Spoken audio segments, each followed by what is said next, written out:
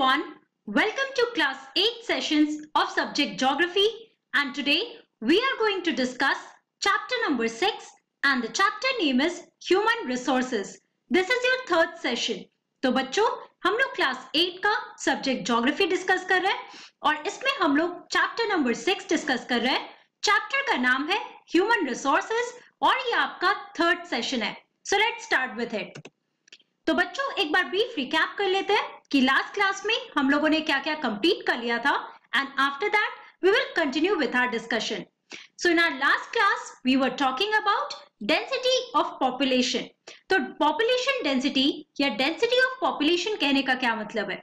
It means number of people living in a unit area, right? और इसको हम लोग एक्सप्रेस करते हैं in terms of square per square kilometer, right? Now number of people living in per kilometer square, that means or that is showing the density of population in that particular area. और हमने देखा था अगर हम all over world की बात कर रहे हैं, so the average density of population of the world is 45 persons per kilometer square. और वही अगर हम इंडिया की बात करते हैं तो इंडिया का एवरेज डेंसिटी है 324 persons per kilometer squares, right? उसके बाद हम लोगों ने डिस्कस किया था about factors affecting distribution of population.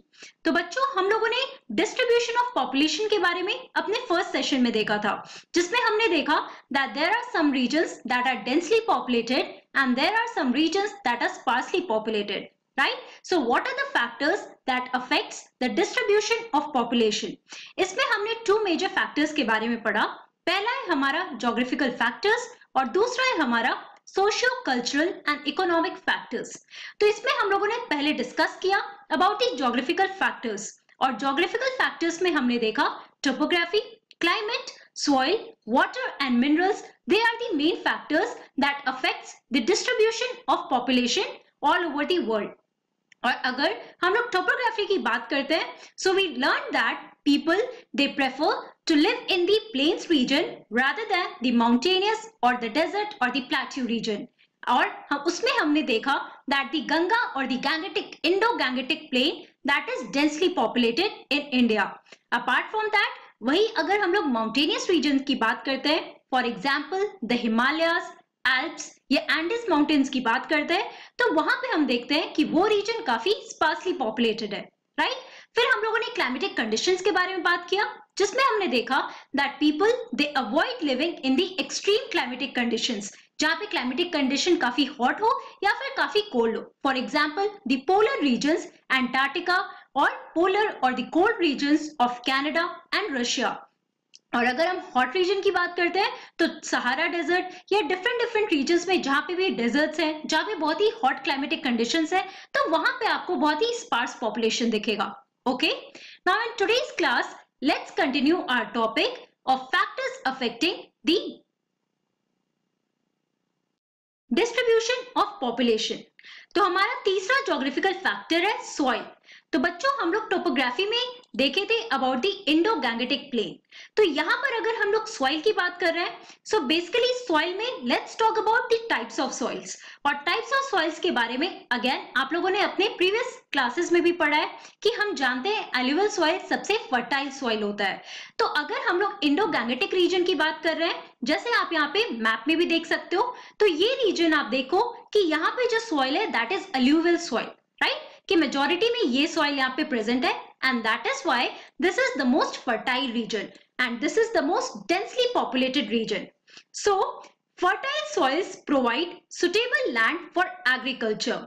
तो यहाँ पर आप देखो बच्चों कि जो भी लोग रहते हैं, अगर मेजॉरिटी की हम बात करते हैं सो दे परफॉर्म एग्रीकल्चर. अगर हम लोग इसके अलावा और सारी डिफरेंट एम्प्लॉयमेंट अपॉर्चुनिटीज की बात करें तो इस रीजन में भी ये सारी चीजें यहाँ पर मिलती हैं and that is why people they prefer to live in the fertile region. Fertile plains such as Ganga and Brahmaputra in India, Huanghe, Changjiang in China and the Nile in Egypt are densely populated. Again, आप लोगों ने Nile river के बारे में पढ़ा है, that is in Egypt. तो यहाँ पे आप जैसे इस पिक्चर में देख सकते हो Now this is the picture showing the Nile River and the Brahmaputra and the Ganga basin here. So यहाँ पे आप देखो बच्चों कि इस river के पास आपको बहुत ही ज़्यादा dense population दिखेगा. Why? Because of the availability of water, and apart from that, the whole region is really fertile, and that is why people they can perform agriculture. Other employment opportunities are also accessible in these regions, and that is why यहाँ पे हम लोग देखते हैं कि बहुत ही dense population होता है और sparse population नहीं होता है. So अगर हम लोग बात करते हैं about the रफ टेरेन जहाँ पे सॉइल का जो क्वालिटी है वो अच्छा नहीं है, सो डेफिनेट सी बात है कि वहां पे लोग एग्रीकल्चर परफॉर्म नहीं कर सकते या वहां पे वो लोग अच्छे से घर नहीं बना सकते, तो उन सारे रीजन्स में लोग प्रेफर नहीं करते रहना. Now that affects directly the distribution of population in a particular region. Okay, now our next part here is about the water and minerals, which are the factors that affects the distribution of population. सबसे पहले हम लोग बात करते हैं about water. So बच्चों जाहिर सी बात है water is the basic necessity of life, और जहाँ पे water availability बहुत ज़्यादा होगा लोग वहाँ पर रहना पसंद करेंगे या prefer करेंगे. So people prefer to live in the areas where fresh water is easily available. जहाँ पे fresh water easily available होता है लोग वहीं पर ज्यादा रहते हैं, right? The river valleys of the world are densely populated while deserts have sparse population. तो वही अगर हम लोग बात करते हैं कि जितने भी आपके रिवर वैलीज है, फॉर एग्जाम्पल अगर इंडिया की हम बात करेंगे, आई वुड अगेन से कि गंगा ब्रह्मपुत्रा जो बेसिन है बच्चों वहां पे आपको सबसे ज्यादा डेंस पॉपुलेशन मिलेगा. और वही अगर हम लोग थार डेजर्ट की बात करते हैं, दैट इज इन राजस्थान, वहां पे बहुत ही स्पार्स पॉपुलेशन होगा. क्यों? Because of the non availability of water. जैसे आप लोगों ने पढ़ा कि डेजर्ट रीजन में काफी कम रेनफॉल होता है, राइट? बहुत ही मिनिमम रेनफॉल होता है. एरिडिटी उस रीजन में बहुत ज्यादा होता है, सो डेफिनेटली वहां पे लोग नहीं रहेंगे जहां पे वाटर अवेलेबिलिटी उनको नहीं मिलेगा, right? So this becomes the another factor that affects the distribution of population. जैसे यहाँ पे आप देख सकते हो, this is the fertile region, the Brahmaputra basin here. Areas with mineral deposits are more populated. और हमारा जो लास्ट फैक्टर है जोग्राफिकल फैक्टर्स के अंदर वो है minerals. So areas with mineral deposits are more populated. और बच्चों आप लोगों ने अपने थर्ड चैप्टर में मिनरल्स के बारे में पढ़ा, उसमें आप लोगों ने यूजेस ऑफ मिनरल्स के बारे में पढ़ा कि मिनरल्स के थ्रू बहुत सारे डिफरेंट प्रोडक्ट्स बनते हैं जो हम आज के डेट में यूज भी करते हैं. So definitely all the areas with mineral deposits they are more populated. Diamond mines of South Africa and discovery of oil in the Middle East lead to the settling of people in these areas. तो अगर हम बात कर रहे हैं mineral deposits का, तो हमारे वर्ल्ड में सबसे मेजर आप देखोगे कि जो साउथ अफ्रीका का रीजन है जहां पे बहुत बड़े बड़े गोल्ड माइंस और डायमंड माइंस है. For example Kimberley that is famous for the diamond mines. तो यहाँ पे आप देखो, this is the picture of Kimberley. तो आप देख सकते हो बच्चों कितना डेंस पॉपुलेशन है इस रीजन में. इस पूरे रीजन के आसपास, ये मिनरल डिपॉजिट के आसपास पूरे लोग यहाँ पर सेटल डाउन किए हुए है ना. लाइकवाइज वही अगर हम लोग मिडिल ईस्ट की बात करते हैं जहां पे ऑयल बहुत ज्यादा प्रेजेंट है, राइट? तो इस रीजन में भी आप देख सकते हो कि ऑयल रिफाइनरीज के पास बहुत सारे लोग इस रीजन में सेटल डाउन किए हुए हैं, राइट? इनको एम्प्लॉयमेंट अपॉर्चुनिटीज भी मिलती है एंड ऑल्सो बहुत सारे डिफरेंट फायदे होते हैं. So therefore these are some of the geographical factors that affects the distribution of population in a particular region. And that is why some regions are densely populated and the regions that don't have these factors, they are sparsely populated. Now, let's talk about the socio-cultural and economic factors.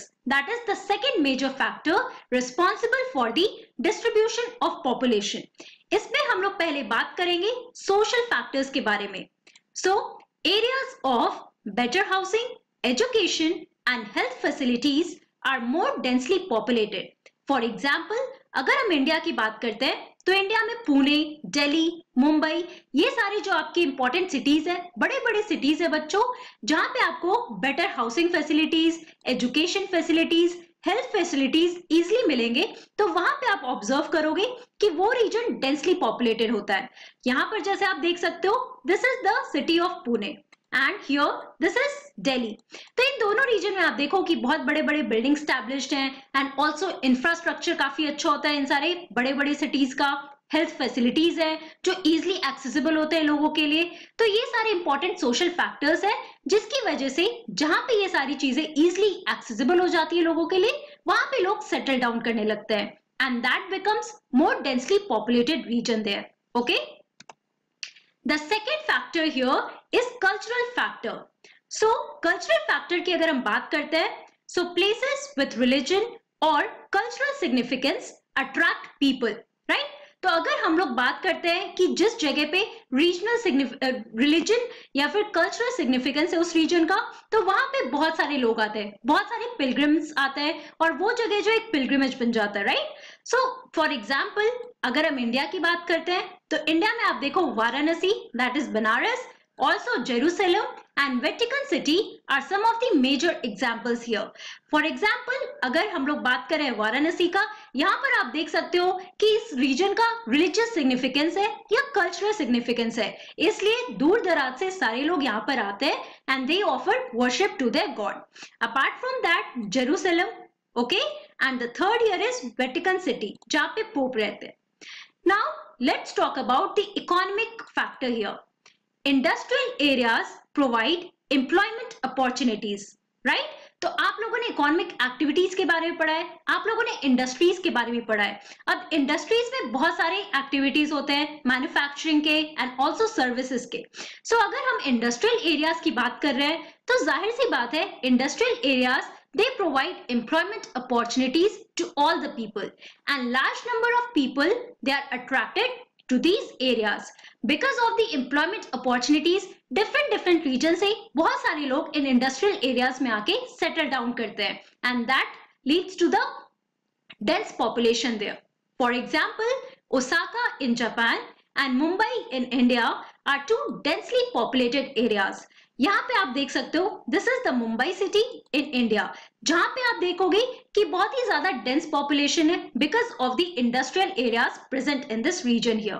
Okay, so this was all about the factors affecting the distribution of population all over the world, right, जिसमें आप लोगों ने geographical factors के बारे में पढ़ लिया है और उसके बाद हम लोगों ने socio cultural and economic factors के बारे में भी पढ़ लिया है। Now let's move to our next subtopic, that is population change. तो बच्चों अब हम समझते हैं कि पॉपुलेशन चेंज क्या है और ये पॉपुलेशन चेंज होता क्यों है, ये फ्लक्चुएट क्यों होता है। The population change refers to change in the number of people during a specific time. अब एक स्पेसिफिक टाइम पीरियड के बीच में जो भी चेंज होता है in the number of people who are living in that specific area और particular region, उसको हम लोग कहते हैं population change. Okay, the world population has not been stable. अगर हम ऑल ओवर वर्ल्ड का पॉपुलेशन देखते हैं तो ऑब्वियसली वो स्टेबल नहीं रहा है, मतलब कहने का क्या है यहाँ पे, that there has been changes in the number of people living in at that place in a specific period of time. Let's say यहाँ पे हम लोग एग्जाम्पल के थ्रू इस पॉइंट को समझने की कोशिश करते हैं। Now this is due to the changes in the number of births and deaths. अब ये पॉपुलेशन चेंज होता क्यों है?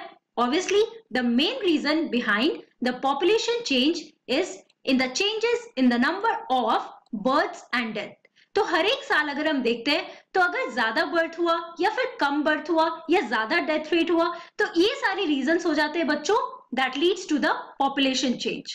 For example, for an extremely long period of human history until the 1800s, the world's population grew steadily but slowly.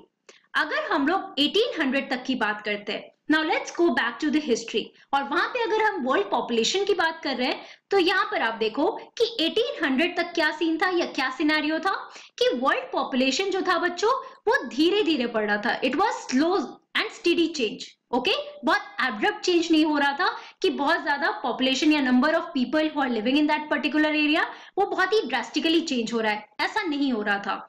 जैसे अगर हम लोग बात करते हैं 1800 से 1900 के बीच में, तो यहाँ पे आप देख सकते हो कि एक स्टेडी चेंज हो रहा है, राइट, स्लो चेंज हो रहा है पॉपुलेशन में, राइट। तो ये हमारा जो बार है चार्ट है बच्चों, यहाँ पे आप देखो ये जो इंडेक्स है हमारा एक्सिस है, that is showing the population in millions and this is the year. Okay, तो अगर हम 1800 की बात कर रहे हैं और 1800 से 1900 के बीच की बात कर रहे हैं, तो यहाँ पे आप देख सकते हो एक स्टेडी और स्लो ग्रोथ हो रहा है, पॉपुलेशन चेंज यहाँ पर। ओके, और यही अगर हम लोग आगे बढ़ते जाते हैं 2000 की तरफ जाते हैं, तो यहाँ से आप देख सकते हो किस तरीके से पॉपुलेशन ड्रास्टिकली चेंज हो रहा है ना। तो इसके बारे में हम लोग अपने नेक्स्ट क्लास में और डिटेल में पढ़ने वाले हैं। ओके, तो बच्चों आज की क्लास में हम लोगों ने क्या पढ़ा? In today's class, we discussed about the factors affecting the distribution of population, जिसमें हम लोगों ने soil के बारे में पढ़ा, फिर हम लोगों ने water और minerals के बारे में पढ़ा, and then we discussed about the socio-cultural and economic factors. After that, we talked about the population change, that is the change in the number of people living in a specific period of time. उसको हम लोग population change कहते हैं और इसका सबसे basic reason है the change in the numbers of births and deaths. Okay, और इसको हम लोग और डिटेल में अपने नेक्स्ट क्लास में पढ़ने वाले हैं। So that's all for today. Thank you very much. Have a nice day.